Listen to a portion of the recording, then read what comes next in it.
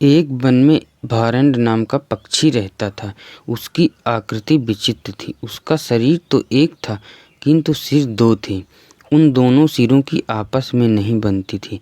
समय समय पर उनमें टकराव होता रहता था। एक दिन वन में भटकते हुए पक्षी के दाएं मुख को एक रसीला फल प्राप्त हुआ। उसने लपक कर फल को पकड़ लिया और बड़े ही चाव से खाने लगा। यह देख बाएं मुख की भी लार टपकने लगी। दाएं मुख ने कहा, तनिक मैं भी यह फल चखकर तो देखूं। किंतु दाएं मुख ने उसे झिड़क दिया, इसकी क्या आवश्यकता है, मैं खाऊं या तुम, जाएगा तो हमारे ही पेट में, और पेट तो हमारा ही एक ही है, वह तो भर ही जाएगा। यह उत्तर सुन बाएं मुख को क्रोध आ गया और वह दाएं मुख से अपने अपमान और तिरस्कार का बदला लेने का अवसर खोजने लगा। यह अवसर उसे जल्द ही प्राप्त हो गया जब नदी किनारे पड़ा हुआ एक सुनहरा फल उसे प्राप्त हुआ।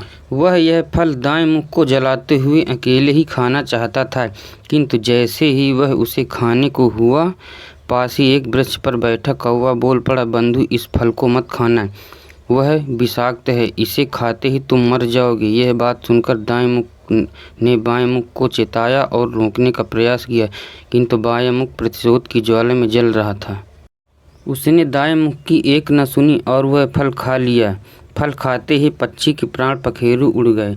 दोस्तों, हमें इस कहानी से सीख मिलती है, जो आपस में मिलजुल कर काम नहीं करते वो नष्ट हो जाते हैं।